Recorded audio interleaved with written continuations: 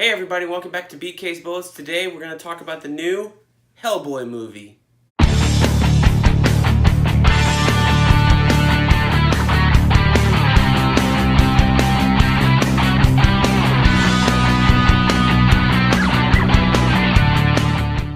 Hey everybody, welcome back to BK's Bullets. I'm your host, Brent, and today we're going to talk about the new Hellboy movie, The Reboot, starring David Harbour, directed by Neil Marshall. So, I went and saw this the other day because I wanted to see it so you don't have to.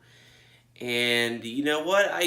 The Rotten Tomatoes reviews kind of made me go in with really low expectations. And I did fall asleep a few times in the film. I don't know if that was because I was tired or if it was really that boring. But I don't know if it's like 10% Rotten Tomatoes terrible in terms of watchability. I definitely think it's watchable. It certainly pulls from a lot of the comics. I haven't read every Hellboy comic. My last volume, I'm looking at my shelf, goes to volume 8, Darkness Calls, when Duncan Fegredo jumped on there. So I certainly haven't read most of the more recent Hellboy stuff that this probably pulls from. I've read some stuff with the Baba Yaga, and I remember her being in there, but the Wild Hunt, all that stuff I haven't read yet. So I can't speak for comic accuracy, but it definitely feels like it's pulling from a lot of the more recent Hellboy stuff that Mike Mignola's been doing. But is it terribly bad? No, I don't think so. Is it any good? No, I don't think so. There are some good parts in here, but I think the characterization, for me, the most part for Hellboy, is way off. David Harbour just yells every line he has as if Hellboy is eternally angry and frustrated and just got some sort of pent-up rage in him. There's no nuance to his performance, I guess, because it's all flatly delivered. Or he's yelling, he's up here, or he's mumbling, like under his breath almost, but back to something else, he's back to yelling again. All the comedic lines are delivered in a yelling form instead of like some variation that would actually maybe make it funny. I don't really think I chuckled at any of the comedic lines. I think because I had seen them in the trailers, as well as they were all yelled. They were all like flat toned, like, just ah. And I don't think ah is funny all the time. I don't know what they were going for, but that's it. I think the design of Hellboy is good. I definitely liked it. It's definitely a little bit different from the Ron Perlman stuff. Ron Perlman had a little more like a smooth stuff, and they're definitely more going for a more jagged appearance, especially with the horns. You go look at Ron Perlman's Hellboy horns, like when they're chopped off, and they're very smooth. They're almost like you only have to chop them off once kind of thing. And this Hellboy has to file them off because they're always growing. So they always look jagged, or they look a little different from scene to scene. And I thought that was cool. The character designs, they're lifting, some of them felt like they were lifting a little bit from Del Toro's designs. They feel like that a little bit, but other ones were totally different. So it is what it is. I mean, Guillermo del Toro influenced the crap out of Hellboy for me. And he's such a visionary guy and stuff like that. But there's definitely some other stuff that's like, oh, that's not Del Toro. And that's a good thing, because this film wants to be something else. It wants to be separate from that. And also they talk about it like being a total reboot. I don't feel that it really is. They give you the Hellboy origin again. And Professor Brunholm is alive in this film, where I think he died in the first movie of Del Toro's films. I haven't watched it in a while. But other than that, it's not really like a total... There was no continuity to speak of anyway, so it's not really a total reboot. So yeah, I feel like this film is kind of all over the place.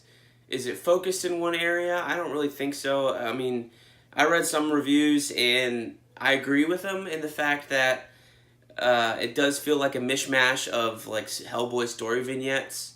There's not really like one thing that leads to another, where he's got to fight this guy who leads to this guy who leads to this guy.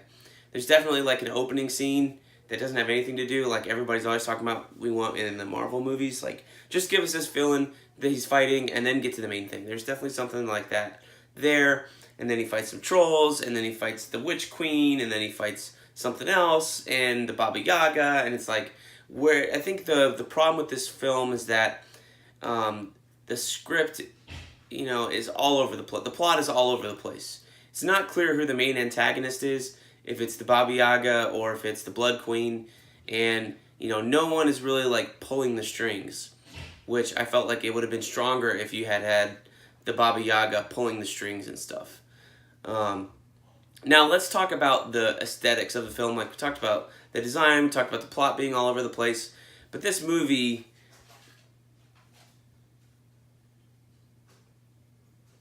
is really gross. Like, it's gory, it's gruesome, it's rated R. I would call this movie like gore to the floor, like not balls to the wall, but gore to the floor. There's gore everywhere in this movie. It's way grosser than it needs to be sometimes. Ron Perlman got away with some stuff, or not Ron Perlman, Guillermo del Toro. See, it's so hard not to talk about him because his Hellboy movies were good, and this one is so lackluster and feels so derivative sometimes that it's hard not to bring him up in conversation and look at it as its own film. But I'm sorry if this is all choppy and shit. I don't know how I'm going to do this. Kids keep messing me up. But this movie's like gore to the floor. Like I said earlier, gore to the floor. It's way grosser than it needs to be.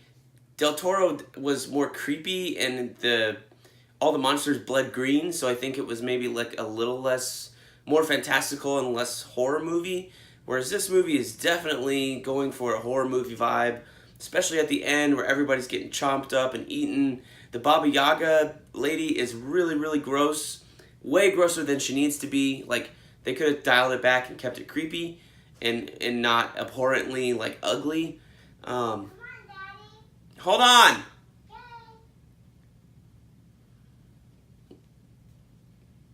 Like, Baba Yaga is eating little children's hands and stuff, and you see them in the background. It's just like, I don't need to see that. I'm a father. I don't want to see that. And I know it's supposed to be part of the folklore or whatever, but like, they could have just mentioned it, but they're like, no, we're going to show it. We're going to show this. We're going to gross you the fuck out.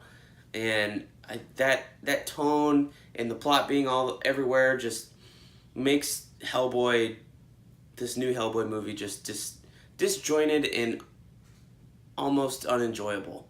There will be people that like it, that love it.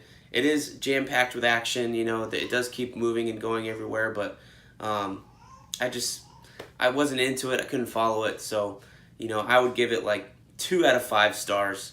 Is it watchable? Yes. Will I probably watch it again? Probably. But definitely not with my kids. That's for sure. And will I watch it a 3rd time even? Probably not. Is this movie gonna get a sequel? No. But are there 2 post-credit scenes in this film? Yes. Are they unnecessary? Yes. Lobster Johnson is in this film, and the post-credit scene, like after all the credits, is supposed to be like set up for a sequel. Baba Yaga's like tasking another villain or something like that. Like, nobody knows who this guy is, and you don't even see him. So what's the point? You're not gonna get a sequel. It was trying to do too much, and they should have kept it simple, and I think it would have been a lot better if it was.